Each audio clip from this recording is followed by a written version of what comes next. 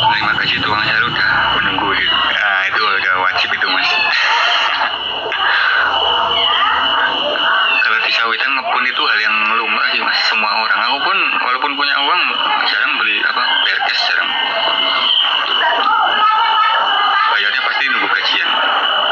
Ya bayar mampu bayar. Aku pun punya uang, tapi kan malas ngambilnya. Kalau beli apa-apa ya utang.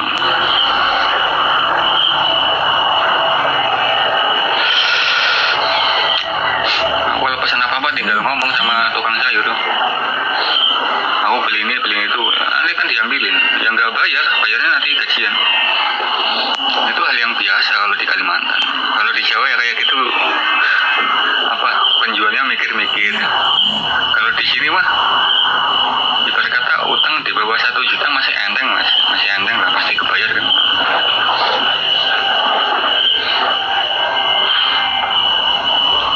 Kalau di Jawa utang sampai jutaan ya, yang diutangin mikir-mikir, hal yang lumrah. Kalau di sawitan lumrah mas, karena kita udah pasti gajian, jadi udah pasti bisa bayar gitu loh, makanya nggak takut. Kalau di Jawa coba nyari utangan aja gitu, nggak ada yang berani.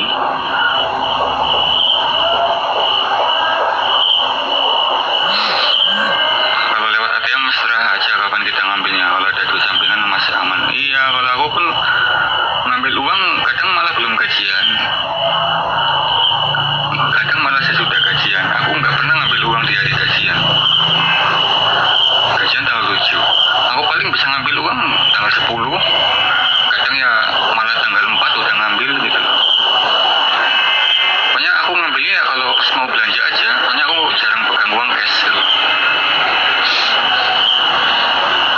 Paling aku megang uang cash cuma 1 jutaan lah paling. Cuma buat jajanan aja, kadang pengen beli ini itu, pengen beli bakso atau apa. Itu pakai genset kah penerangannya? Enggak mas, ini pakai PLN. Tempatku pakai PLN.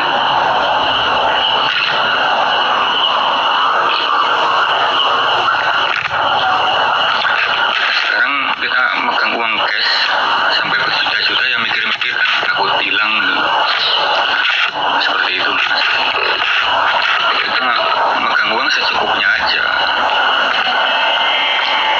Megang uang paling aku 1 juta. Akan kadang ya siapa tahu ban motor bocor atau gimana kan, masuk bengkel.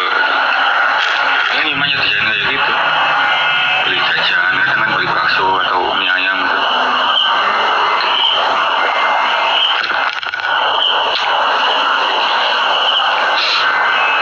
Masuk PLN ya enak dong. Kalau genset biasanya jam, kalau di ini 24 jam mas pakai PLN. Kalau di PT lain ya jam 10 mati ya, kecuali yang ada PLN ya, kan nggak semua PT itu tercover PLN. Kalau di pelosok-pelosok ya nggak mungkin tercover PLN ya, jauh banget.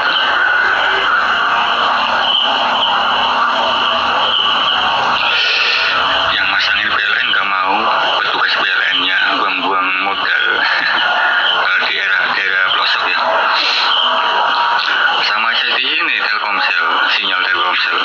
Kalau nggak dibeli sama PT ya siapa yang mau? Karena kan perusahaan itu ngontrak. Nah, dari Telkomsel itu dibeli baliknya, dibeli sama PT. Kalau pihak perusahaan nggak ngontrak ya siapa yang mau? Telkomsel mana, rugi orangnya cuma sedikit. Oke, salam kenal, salam rantau bang. Oke mas, salam kenal balik.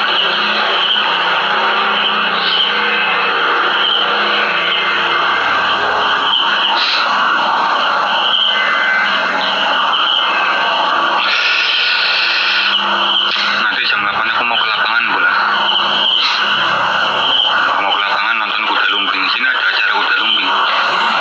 Nggak tahu tuh kuda lumpingnya seperti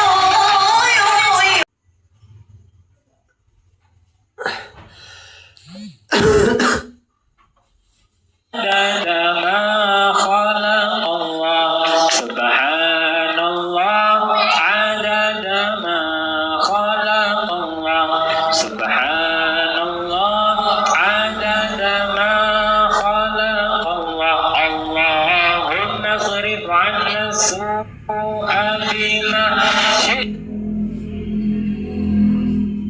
وكيف شئت إنك على كل شيء قدير اللهم اصرف عنا السوء بما شئت وكيف شئت إنك على كل Bukan, yang mau rambut is kucing ini sih. Kan selalu datang tuh kita. Di kamar itu. Nanti aku pakai apa sih wardrobe? Apa? Wardrobe jelo aku jawab. Wardrobe-nya pakai Ini April ya, KPN. Belum krim. Belum krim. Susu full krim. Enggak. Tas. Iya tasnya coklat. Tasnya coklat. Iya kan? Iya dong. Aku baju navy katanya, tapi udah disesuaiin itu. Udah nggak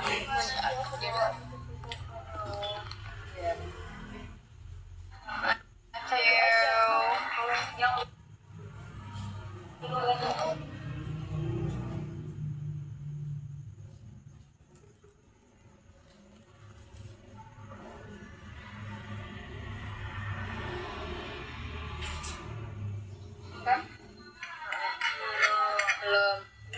Terus training nggak mau? Ya training.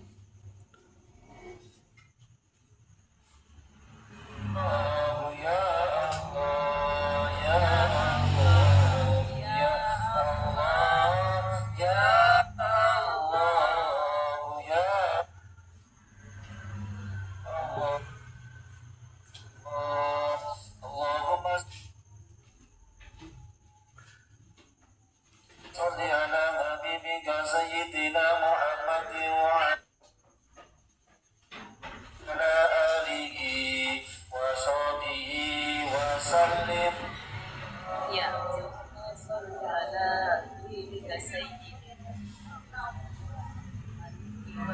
اللهم صل على حبيبك سيدنا محمد وعلى آله وصحبه وسلم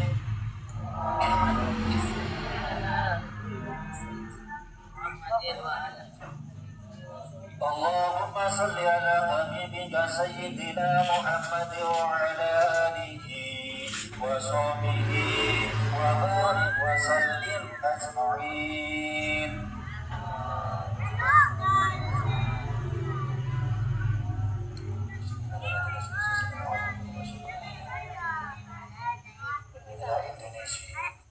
الفاتحة أعوذ بالله من الشيطان الرجيم الحمد لله رب العالمين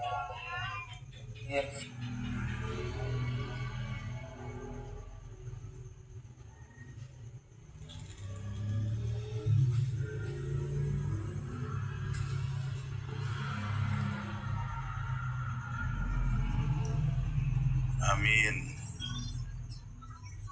Mau bagaimana sudah?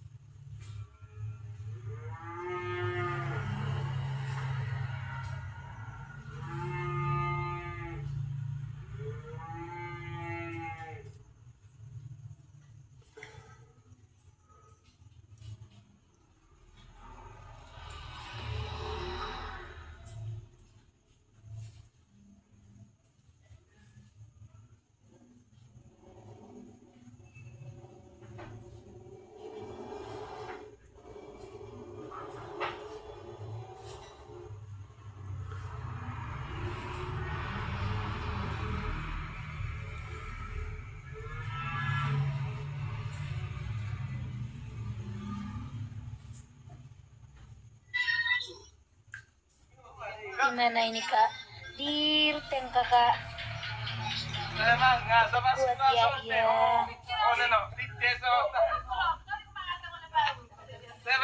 Cing.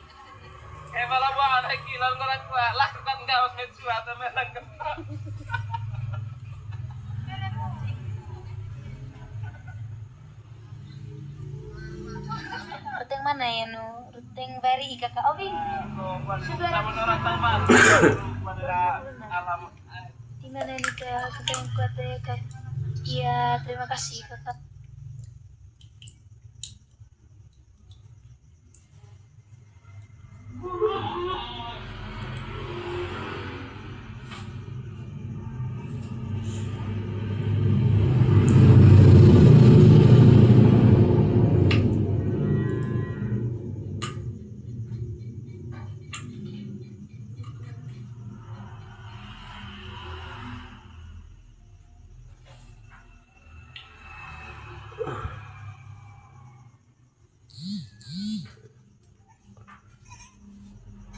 Ya kita ini di atas ketinggian, kita kan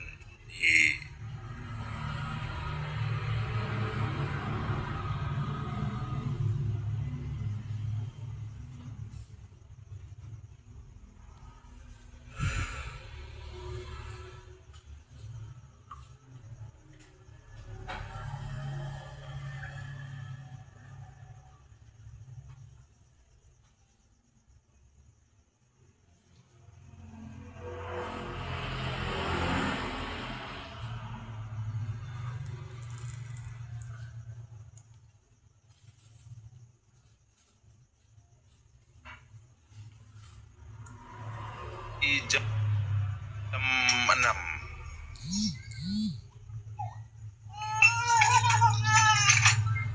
Iya kita tetap siaga, pasti siaga.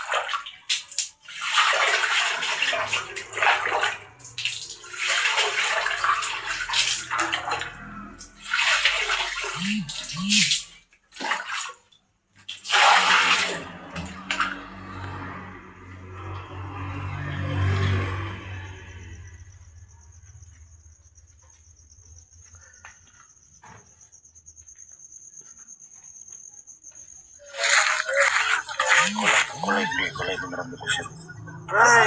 Taruh kolek ini. Yan.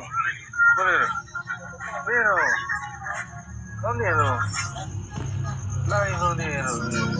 Kopi habis. Oh mana sih Ada kebakaran.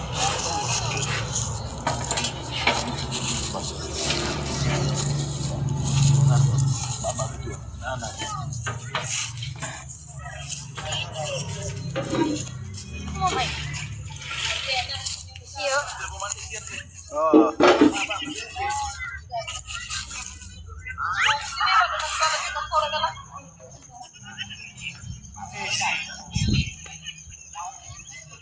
yung satu ni rumah gempa ni ini nih.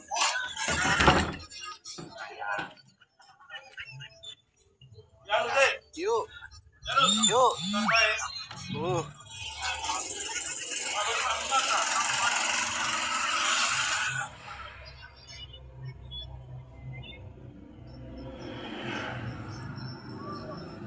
Semoga buat pilih Pulau Flores. Amin.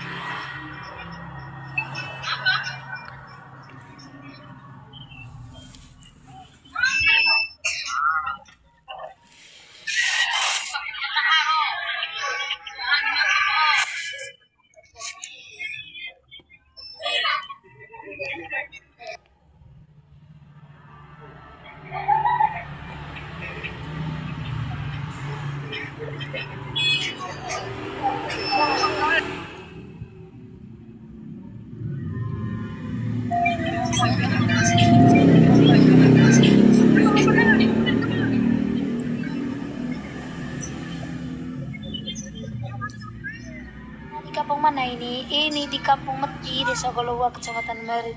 Kakak mau butuh sekali donasi kakak, hanya kak sekarang belum ada bantuan apapun. Baru tadi ada pendataan tapi tidak tahu lagi dapat kok tidak nanti. Kakak mau butuh donasi juga. Mungkin nonton, mungkin pin lokasi nona.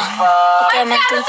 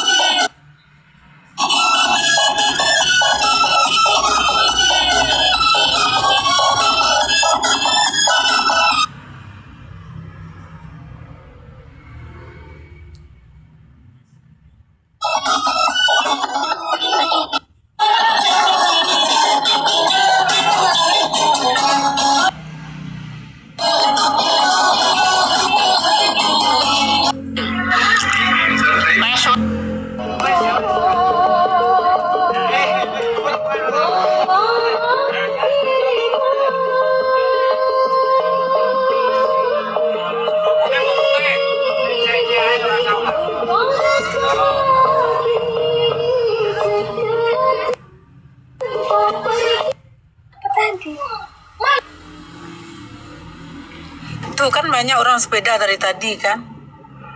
Mereka itu kalau nggak penting naik mobil, nggak naik mobil, mereka lebih suka jalan kaki atau sepeda. Terus kalau umpamanya ke tempat kerjaan mereka lebih, kalau bisa naik sepeda begitu. Kadang-kadang ada orang tuh naik sepeda ke tempat kerjanya 25 km, 20 km dari rumahnya. Nah, tempat kerja aku dulu, aku juga sering ada teman-teman kerja Belanda itu dia naik sepeda dari rumahnya. Kalau aku diantar sama sopir, sama sopir pribadi. Aku orang Indonesia malas gerak, jadi nggak mau bersepeda. Tapi kalau bersepeda-sepeda santai oke lah. Tapi kalau sepeda untuk kerja enggak. Di sini Perdana Menterinya aja naik sepeda ke kerjaan. Kalau di Indo bersepeda di tempat wisata lah kak. Kalau ini enggak. Kehidupan sehari-hari orang itu dengan sepeda. Orang nan malih jalan kaki. Nah, iyo dulu ambo di Cimeen orang jalan kaki di kampung, pulang kampung tuh ambo jalan kaki di Cimeen orang Minang di ma sajo ado yo dia siako Bill Kim, salam kenal dari Belanda, siako Bill Kim. Uda atau Uni Bilkin ini, nggak tahu Uda atau Uni. Salam kenal dari Belanda, Bilo pulang Pekumbuan. Insya Allah kalau ada izin Tuhan, mungkin bulan Muko.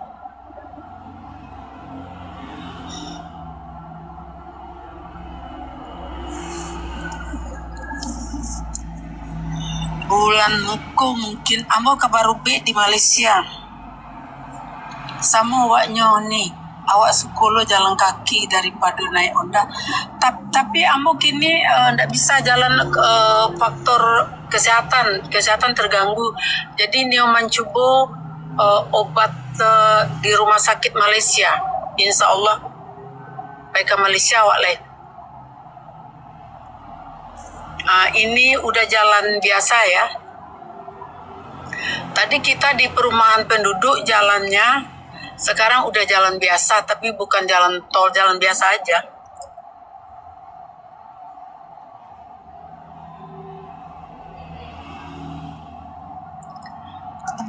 Yani insya Allah aku bulan depan itu pulang karena aku mau ke Malaysia, mau berobat.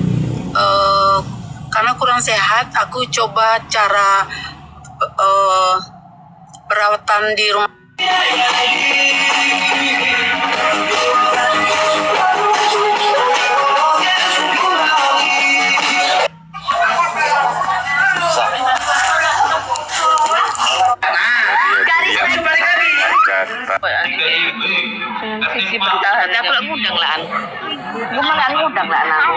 Sampai 4-5%. 4-5%. Nggak ada emas kita, nggak ada semua. APBN itu dari pajak-pajak kita, pajak-pajak rakyat. Jadi saya berharap Prabowo ini segera mengambil sikap. Kalau nggak mengambil sikap, saya mungkin bukan hanya di Aceh kayaknya ya. Bukan hanya di Aceh, kita semua tidak mendapatkan keadilan. Bukan hanya di Aceh, kita semua tidak mendapatkan keadilan. Mungkin Banten juga, saya nggak tahu juga Bang Diki. Isu-isu kakek-kakek kami di sini, orang tua kami, guru-guru kami juga udah gerah. Karena pagar laut itu sampai hari ini nggak selesai. Ditangkap hanya siapa? Hanya si Arsin, padahal yang tanda tangan PSN Jokowi itu. Yang tanda tangan PSN itu Jokowi. Dan Rempang coba korbannya 14 kecamatan, lihat. Saudara kita yang di Rempang juga. Mereka digusur tapi sampai hari ini kan proyeknya nggak ada. Kan biadab itu. Jadi kita ini semua rakyat ini udah korban semua. Makanya kita jangan mau diadu domba dengan suku apapun. Sepakat saya dengan kataan Pang Diki tadi. Jangan bicara suku, jangan. Kita semua ditindas. Kita semua ditindas. Kita semua diperas. Ini kita memikirkan anak cucu kita, teman-teman. Kalau kita nggak berjuang sekarang, kita pikir anak cucu kita. Kalau negara seperti ini terus, ya Prabowo tidak mau merubah ini, anak cucu kita akan jadi korban. Kita mungkin udah umur di atas 40, udah ingat mati lah, paling nggak lama lagi lah. Ya daripada kita diam mati, berjuang mati juga, mending berjuang lah. Ayo, kita suarakan ini, kita bersatu dari Sabang sampai Merauke. Jangan mau kita ini dibodoh-bodohin terus.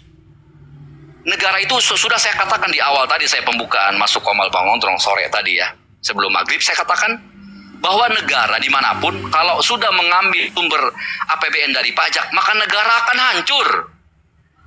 Rakyat lama-lama diperas, tinggal ampas, udah habis semua. Rakyat udah gak punya apa-apa, diperas terus. Gimana bangsat-bangsat ini? Terus kita mau anak cucu kita seperti itu juga nanti? Ayo, kita berpikir, ayo. Kenapa kita takut? Mau anak cucu kita seperti itu juga, diperas juga? Enggak, teman-teman. Ayo, kita cerdas sedikit, ayo. Kita cerdas sedikit, kita sadarkan diri kita. Kita semua bersatu, jangan mau nanti pas ada pemilu disogok 200.000, 500.000, loncat lagi, pindah lagi. Aduh. Ini jadi pelajaran sudah. Ini karena memang kita semua lah, kita nggak menyalahkan siapapun. Kita semua salah. Ayo kita perbaiki sama-sama. Kita rakyat, ayo. Nilai ketuhanan yang Maha Esa saya sampaikan di awal tadi, itu kunci untuk mendapatkan kebaikan bagi bangsa dan negara. Tapi kalau udah nilai ketuhanan dihianati, udah susah. Kita yakin kita ini lemah. Tapi kalau kita yakin bahwa Allah Maha Kuasa, enggak ada istilah lemah. Kita yakin Allah Maha Besar kok, Maha Kuasa kok. Kita berjuang mati, kita diam mati juga kok, sama ya. Jadi bismillah, ayo kita bismillah, kita cerdaskan diri kita, keluarga kita, anak cucu kita, supaya ke depan mudah-mudahan harapan kita Indonesia akan lebih baik. Ya saya nggak bisa melarang Aceh Merdeka, saya nggak bisa. Kenapa? Saya karena sudah angkat tangan. Kenapa, Bang Diki? Saya udah lihat kezolimannya, kezolimannya udah saya lihat. Saya nggak bisa melarang mereka, nggak bisa. Termasuk kami di Banten juga. Kita saling doakan, ayo dengan cara Allah nanti. Allah yang akan menggerakkan kita semua kok. Ya. Lanjut dulu, saya kebetulan ada tamu tapi saya tergelitik tadi Bang Diki ya. Izin ya, mohon maaf Bang Topeng. Lanjut Bang Topeng. Oke. Lanjut. Terima kasih Bang Salman. Oke, ada Bang Topeng, silakan Bang Topeng. Ya, Assalamualaikum warahmatullahi wabarakatuh. Kemana si Mac ini? Yang sudah turun nggak usah ditanyakan. Jadi ada seseorang yang konstruksi berpikirnya sebetulnya sudah bagus itu. Logikanya juga sudah bagus, akan tetapi semua menjadi ampas itu, menjadi sampah itu, menjadi lumpuh karena satu halangan itu. Dia sengaja memasang barrier di depan kepalanya itu. Dia biarkan kekaguman pada seseorang untuk menutupi pikiran dan logika dia. Apa yang terjadi? Ya lagi-lagi yang akan muncul pasti sebuah kelumpuhan dan kebangsaan dalam berpikir. Dan itu mungkin terjadi pada saudara Mike. Jadi saya ingin mengatakan begini, tidak mungkin suatu daerah itu berteriak itu keras sekali. Bahkan ada istilah sporadis kah atau gerakan no. Sebuah daerah itu ketika bersuara keras, kita jangan melihat kerasnya dulu itu. Kan seharusnya yang peka itu mereka-mereka yang berada di atas itu, yang sedang menikmati kursi empuk itu. Mereka harus bisa berpikir itu, kenapa ini ada teriakan kencang sekali itu. Cari persoalannya di sana itu, pasti ada persoalan itu. Jadi karena ini yang gagal mereka lakukan itu. Mereka hanya tahu mengutip kerasnya saja itu. Mereka hanya membaca di kulit saja itu. Mereka tidak coba pelajari, tidak coba pahami ke dalam itu. Kan itu yang terjadi itu.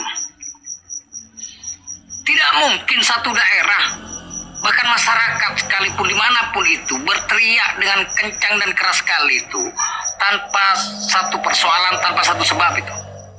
Mission impossible itu. Jadi kegagalan ini yang sedang diperpanjang oleh mereka-mereka yang di atas itu. Gagal mengenali permasalahan yang terjadi itu. Dan saya pikir kalau ini dibiarkan itu akan menjadi akumulasi yang buruk itu. Seperti tabungan, sedikit demi sedikit lama-lama juga menjadi bukit. Sama dengan persoalan itu. Satu persoalan kecil dikasih biar itu. Menumpuk. Jadi mereka-mereka yang di atas itu saya pikir sudah waktunya lah. Kalau memang masih merasa sebagai manusia itu, mereka seharusnya tahu. Harus turun itu. Cari persoalannya di mana. Ikat simpulnya di mana itu. Kan itu seharusnya. Bukan memandang sebuah persoalan yang sudah menjadi sedikit ada bara apinya, kemudian mereka baca bara apinya saja itu. Jadi lagi-lagi kegagalan dalam memimpin sebuah bangsa itu, ketidakdewasaan itu dipertontonkan sampai dengan detik ini kepada kita itu. Saya tidak tahu ini karma buruk apa lagi yang datang hingga pada bangsa ini. Padahal masyarakat atau rakyat tidak ada yang gila kok. Tidak ada yang gila. Kalau ada teriakan kami di suatu daerah itu, artinya memang betul-betul ada persoalan yang harus secepatnya diselesaikan tuh. Bisa jadi persoalan itu paling fundamental itu, terutama tentang kesenjangan sosial itu. Gak pernah mereka mau pahami. Bukan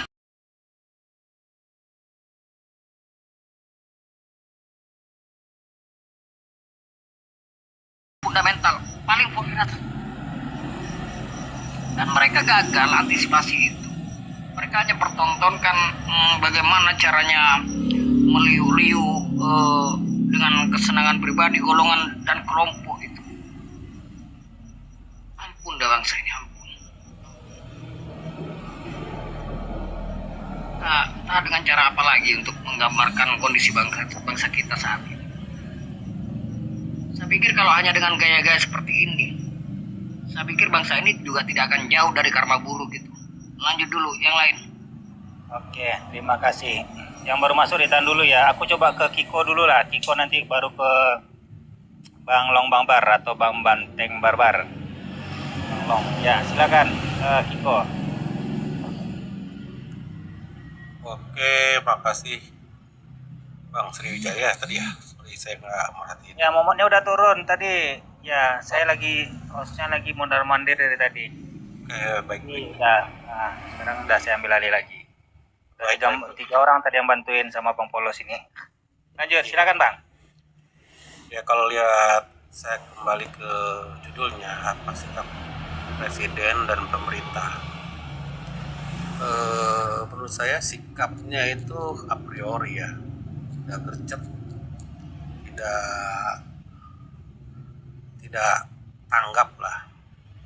Apa yang dimaksudkan apa sikap presiden dan pemerintah ini, maksudnya Bang Gondrong ya terhadap kejadian penurunan merah putih maksud di situ ya. Ya mungkin hanya sebagian. Karena yang terjadi bentrokan itu dan pengibaran bendera ini, apa sih tanggap berapa tindakan itu atau sikap dari presiden atau pemerintahan? Ya betul. Artinya begini, kalau kita lihat pemerintah saat ini, pemerintah pusat itu sih kayaknya nggak sama-sama nggak a priori gitu, masa bodoh, seolah-olah ada itu urusan daerah aja gitu. Sebenarnya tidak harus seperti itu, karena yang terjadi di daerah adalah masalah pusat. Semua itu masalah di pusat. Di daerah bisa menyelesaikan, tapi lebih baik di pusat, karena kekecewaan itu bukan terhadap daerah masing-masing ya, terhadap pusat. Ini atas ketidakadilan yang terjadi belakangan ini ya. Sebenarnya sudah berapa tahun, 15 tahun atau 16 tahun ya terjadi kebincangan terhadap keadilan daerah, terhadap keadilan terhadap seluruh bangsa Indonesia, terutama yang di daerah-daerah di mana kesejahteraan mulai timpang, keadilan mulai timpang. Jadi hal ini membuat titik kulminasi terhadap kekecewaan yang terjadi di lingkungan masyarakat itu sendiri. Sebenarnya bukan hanya di Aceh, tapi seluruh rakyat yang kejadiannya itu hampir terjadi. Hanya sebagian besar daerah masing-masing yang mungkin bisa mengendalikan. Nah kalau di Aceh itu kita tahu bahwa Aceh itu adalah daerah khusus ya, istimewa ya di Aceh itu ya. Jadi dia memang punya keistimewaan tersendiri ya. Kenapa dia dijuluki daerah istimewa? Karena memang sejarah itu membuktikan Aceh ini bukan negara atau bangsa atau suku yang pernah dijajah Belanda. Walaupun hanya beberapa tahun kena juga ya, tapi dia masih tetap melawan. Ini istimewanya Aceh dibanding daerah-daerah lain ya. Hal ini juga walaupun Aceh tidak merasa dijajah itu, tapi dia kontribusi untuk kemerdekaan luar biasa ya. Kalau lihat berapa banyak itu pahlawan-pahlawan dari Aceh, mulai dari perempuan dan laki-laki, itu luar biasa sebenarnya. Dan ketika Aceh merdeka pun Presiden Soekarno itu meminta bantuan dari rakyat Aceh, termasuk misalkan sumbangan emas atau untuk Monas ya, itu dari siapa, Tengku Markam kalau nggak salah, atau misalkan pesawat Garuda yang pertama itu yang sekarang itu ada di lapangan di sana itu Belang Bintang kalau salah, itu adalah sumbangan dari rakyat Aceh. Ketika Aceh dianaktirikan, menurut saya dianaktirikan gitu ya, ini mereka marah lah sebenarnya, marah sekali gitu, karena mereka menonjol saat Indonesia baru merdeka, mereka membantu karena Aceh merasa bahwa dia punya jalur diplomasi dengan luar yang cukup kuat, yaitu namanya ke mana ke Turki ya, ke Khalifahan di Turki itu, kan dia merasa bahwa itu kekuatannya. Kalaupun sekarang dia bisa merdeka, memang dia punya kekuatan itu, kekuatan. Kalau mau perang ya perang, kalau mau mau berjuang. Dari Raja Aceh itu sendiri sesuatu yang bukan hal yang aneh untuk perang, ya kuat lah sebenarnya, walaupun tidak punya senjata yang atau bagaimanapun, itu adalah tetap dari luar, sesuatu yang luar biasa sebenarnya. Nah, ini kita dari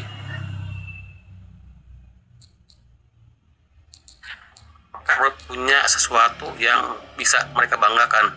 Kalau gua merdeka, gua pasti hidup, mungkin begitulah istilahnya. Apalagi sekarang kita diketahui bahwa Aceh itu punya cadangan migas yang luar biasa di Laut Andaman sana ya. Betul. Luar biasa. Ini kan hebat lah ya. Nah, itulah kehebatan Aceh. Kenapa tidak dirangkul sama pemerintah pusat? Rangkul lah, jangan dilirik sebelah mata gitu. Aceh itu luar biasa sebenarnya. Hasil alam melimpah tapi rakyatnya menderita masih. Ya betul ya. Gini Bang, sebenarnya rakyatnya juga banyak hartanya ya terhadap tanahnya. Cuman pengelolaannya, pembinaannya untuk mengelola, jualnya kemana, misalkan itu yang tidak dipikirkan kayak gitu. Mereka itu melihatnya orang-orang di mana, yang di Jakarta seperti itu, tapi di Aceh tidak seperti itu. Mungkin di daerah-daerah lain seperti di Jawa Barat atau Jawa, Pulau Jawa, lebih dari sekedar kehidupan yang lebih baik. Walaupun kita tahu di Jawa dan tempat lain ini masih banyak yang kesulitan gitu kan. Tapi mereka memang harus kita rangkul sebenarnya. Nah, untuk sikap ini presiden ke arah sana tuh tidak ada. Seperti a priori. Apa karena dulu presiden kita bagian dari Orde Baru atau bagaimana, itu kita perlu pertanyakan kayak gitu kan. Gitu. Saya rasa di sini saya nggak bisa banyak lebar ya. Kebetulan saya juga mau turun ya. Saya mau pamit buat semua di sini. Nanti saya monitor lagi kalau sudah urusan di darat saya selesai. Oke. Makasih buat Terima semuanya kasih. ya. Assalamualaikum Bang warahmatullahi Kiko. wabarakatuh. Waalaikumsalam. Oke, aku lanjut ke Bang Long, nanti baru ke April. Silakan Bang. Makasih Bang Kiko, aku turunkan dulu ya Bang Kiko ya. Ya, baik, makasih. Oke, terima kasih Bang. Oke. Aku Kalau yang baru naik silakan Mulki ya, yang ada berapa orang? Aku agak tertarik dengan statement orang yang permasalahan terkait masalah penurunan bendera dan katanya Garuda dihancurkan dan segala macam. Oke, kalau memang secara hukum itu melanggar hukum, oke, proses hukum aja. Tapi kalau kemudian itu menjadi luar biasa tuduhannya, gerakan separatis dan segala macam, aku rasa aku gak sepakat untuk itu. Kalau cerita tentang penghinaan, bagaimana kemudian para koruptor yang sudah disumpah di atas kitab suci itu tapi masih melakukan korupsi? Bagaimana kemudian orang-orang yang kita harapkan untuk menegakkan hukum, orang-orang yang mengerti hukum, lembaga-lembaga penegak hukum, tapi malah melanggar hukum itu sendiri? Itu lebih ke gimana sebenarnya? Pertanyaan kembali ke sana. Dan skenario terkait korupsi dan pelanggaran-pelanggaran konstitusi itu kan beberapa kali dipertontonkan di rezim yang ada saat ini. Tapi apa sama juga tanggapan masyarakat terkait mereka itu yang sedang melecehkan martabat bangsa, bahkan melecehkan kitab sucinya masing-masing, gitu loh. Aku menganggap itu pelecehan karena dia pernah bersumpah di atas kitab suci itu, tapi dia melanggar sumpah itu sendiri. Nah, terkait masalah Aceh, aku harus beri apresiasi besar untuk masyarakat Aceh, karena setidaknya sebagai masyarakat, sebagai rakyat, mereka menunjukkan dirinya apa yang boleh dilakukan, apa yang memang harus dilakukan ketika posisinya kita tidak diberi keadilan dan kesejahteraan yang pernah dijanjikan sama bangsa ini. Yang menjadi miris itu adalah daerah-daerah lain yang per detik ini, menurut aku ya, dengan pengelolaan negara seburuk ini, sudah ditindas lewat kenaikan harga-harga sembako, lewat kelangkaan BBM, lewat kenaikan harga-harga listrik. Tapi cuma diam saja dan terkesan memaklumi kebijakan-kebijakan yang salah dikeluarkan pemerintah saat ini. Aku harus bilang orang-orang di Aceh hari ini adalah orang-orang yang jantan. Mereka pejuang. Mereka tahu. Kenapa gue harus ribut? Karena gue kelaparan, gue nggak diperhatikan. Tapi sumber daya alam dari daerah gue diambil semua. Bercerita tentang daerah istimewanya Aceh apa sih? Apa iya tanah ulayat mereka dikelola sama mereka sendiri, dikuasai oleh mereka sendiri? Tidak. Dikelola sama negara. Dikuasai sama negara. Bisa itu SHM, SHU segala macam di sana. Tiba-tiba ada orang punya kebun sawit ratusan ribuan hektar di sana. Apa izinnya itu dari daerah atau dari pusat? Kalian mengkerdilkan seolah-olah Aceh pengen keluar menjadi pengkhianat bangsa. Tidak. Baca dulu sejarahnya dan lihat latar belakangnya kenapa muncul gerakan-gerakan seperti itu. Kalau memang pemerintahan ini sudah memberikan yang terbaik buat mereka, memberikan keadilan dan kesejahteraan itu kepada mereka, apa mereka melakukan hal sama? Tidak. Tapi karena itu tidak pernah diberikan, mereka meminta itu, menuntut itu. Dan mereka sekarang berpikir, ya udah mending kami urus diri sendiri. Tolong please, jangan lagi ambil sumber daya alam dari daerah kami. Lu pengen ngambil di sana, tapi lu gak kasih kembalian apapun ke sana. Udah diceritakan bagaimana perlakuan negara ketika ada bencana di sana. Kenapa sampai detik ini KKB, OPM yang ada di Papua itu tidak pernah selesai? Sejarahnya panjang, sama halnya dengan yang ada di Aceh. Sejarahnya panjang. Tapi kenapa pemerintahan berkali-kali, berulang kali berganti, tidak pernah membereskan itu sampai ke akar-akarnya? Mereka sibuk kan? Dengan cara-cara bagaimana menghabiskan APBN ini udah dibagikan kepada kelompok-kelompok mereka saja. Tanpa peduli bagaimana nasib masyarakat yang ada di daerah. Konyol nggak? Konyol. Terus kita dipaksa untuk memaklumi itu. Yang konyolnya kita rakyat yang per detik ini sudah tahu hidup susah, sudah tahu pengangguran bertambah di mana-mana, tapi cuma bisa diam saja tanpa bertindak apa-apa untuk menagih itu dari mereka. Bahkan yang konyolnya lagi, ada mahasiswa yang sedang memperjuangkan nasib rakyat dengan cara-cara berdemo, malah diejek-ejek, malah diolok-olok, disebut mahasiswa lah, disebut ditunggangi asing dan segala macam lah. Apa-apaan ini? Mereka sedang memperjuangkan nasibmu, nasib keluargamu, nasib anak-anakmu. Tapi kau masih menghujat itu. Kalau kemudian Aceh ini berhasil memisahkan dari Indonesia, apa iya negara-negara lain nggak akan, daerah-daerah lain nggak akan menyusul itu? Pasti itu. Apa hal yang terbaik yang udah diberikan rejim ini dalam 2 tahun terakhir kepada masyarakat? Apa hal positif untuk perbaikan bangsa yang sudah dilakukan mereka? Nothing. Bercerita tentang program yang ada sekarang, apa sebelum ada MBG, ada daerah yang seorang anak meninggal karena kelaparan atau karena busung lapar. Tapi kemudian itu menjadi jauh lebih penting dibandingkan membangun ulang rumah-rumah yang hancur di Aceh, di Sumut, di Sumbar sana. Itu lebih penting dari membangun infrastruktur di daerah-daerah yang terkena bencana itu. Gila nggak?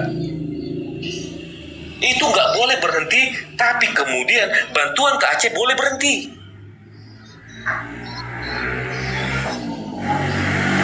Kan gila ini namanya. Itu ketidakadilan yang sangat nyata. Tapi kalian dan kebanyakan dari kita memaklumi itu dan mendiamkan itu. Berapa orang yang bisa bersuara untuk itu semua? Dan apakah didengarkan? Apakah ada perubahan yang dilakukan sama pemerintah? Tidak.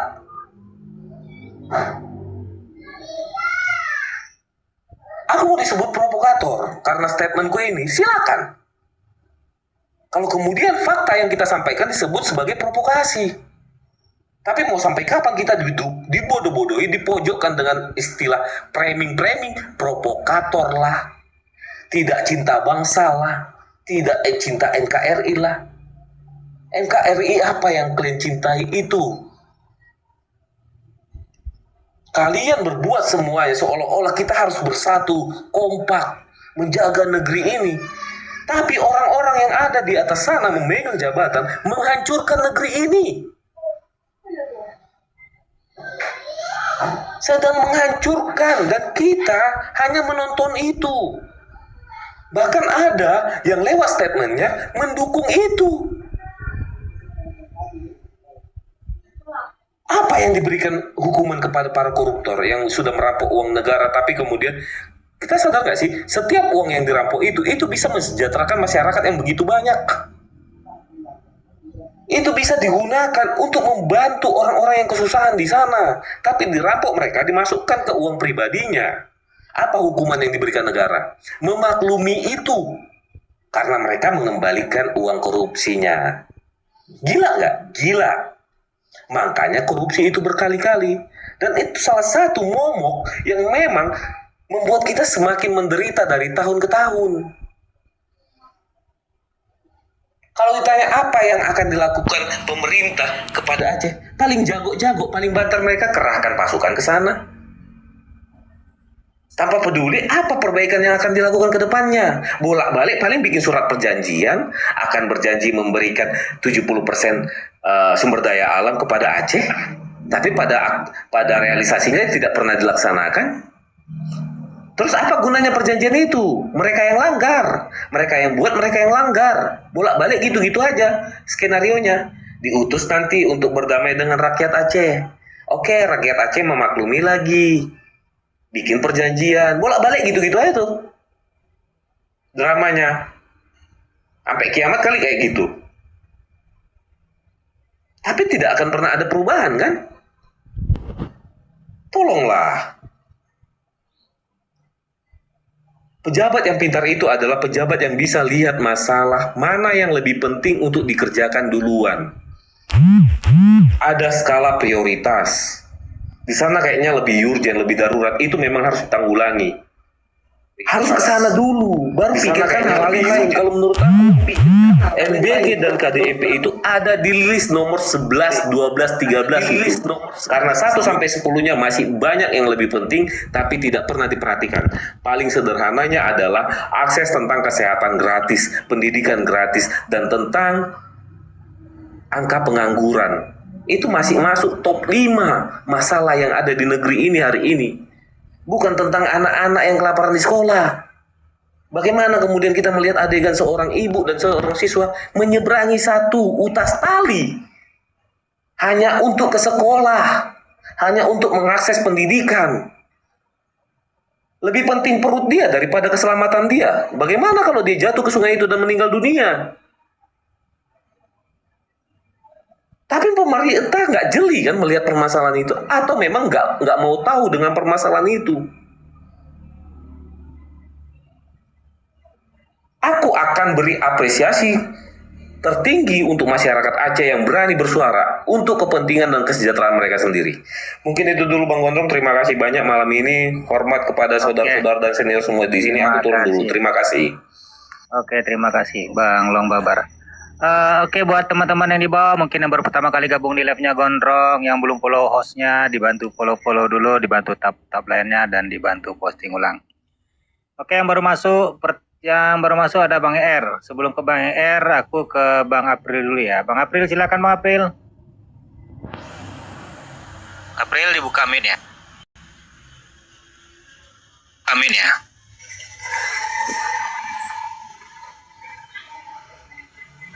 April. Oh alah.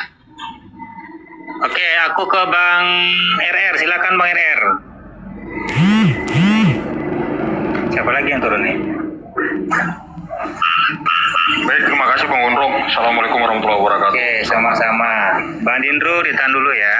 Silakan Bang RR. Ya, selamat malam buat kita semua. Semoga Allah selalu memberikan kesehatan bagi kita. Suaranya kecil. Amin ya Rob. Ya, semoga Allah selalu memberikan kekuatan bagi kita ini yang sedang menuntut keadilan, yang sedang berjuang untuk mendapatkan keadilan. Amin Allahumma amin. Amin. Nah, lanjut. Silakan. Yang pertama tadi saya ingin menyampaikan salam hangat saya kepada Bang Lombay ya, yang sudah turun. Salam hangat dari kami Aceh buat Bang Lombay yang sudah sangat mengerti tentang perasaan kami Aceh. Dan saya yakin saudara-saudara yang di atas semua di sini pun juga mendukung apa yang sedang kami perjuangkan. Nah, tepat sekali apa yang disampaikan Bang Lombay tadi, mungkin aksi 15 Agustus 2026 kemarin bukan terjadi tidak ada dalih apapun ya, karena kami sudah bosan, sudah muak 21 tahun perdamaian Gerakan Aceh Merdeka dengan Republik Indonesia, tetapi Indonesia di sini, pemerintah pusat di sini tidak mengindahkan perjanjian damai tersebut. Kami sudah undur diri untuk bergabung kembali, untuk berdamai kembali dengan Republik Indonesia.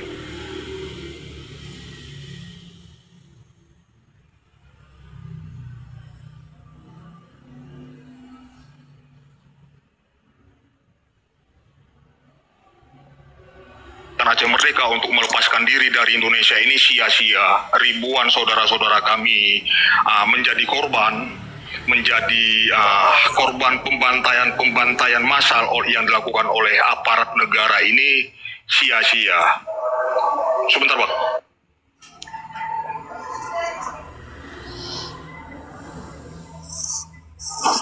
Halo, Assalamualaikum, selamat malam. Ya, Waalaikumsalam. Ditahan dulu ya Bang ya. Oke, siap. Oke Bang, ini udah selesai Bang RR. Oke, aku lanjut ke Bang Polos dulu lah. Nanti baru ke Bang Dindro nanti. Ya Bang Polos, silakan Bang Polos. Mungkin masih mau bersuara Bang Polos? Oke. Iya, Lagi sibuk. Oh, masih. Oke, silakan Bang Polos. Kalau Aceh ingin merdeka,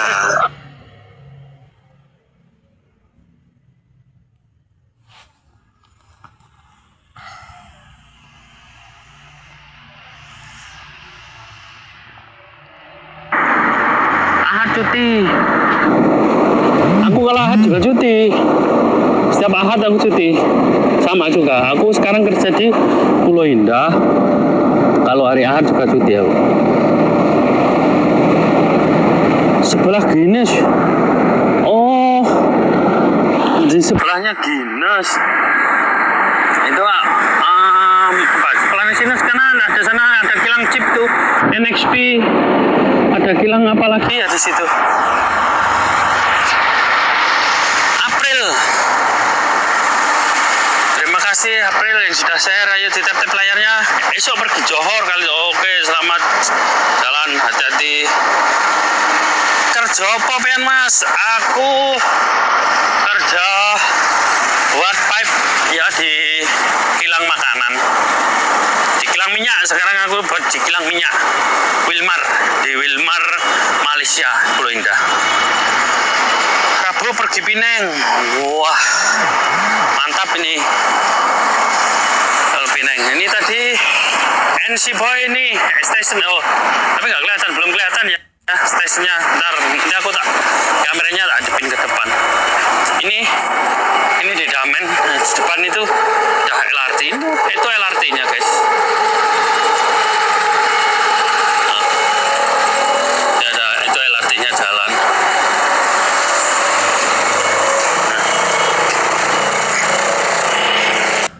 Kita semua dari Sabang sampai Merauke sama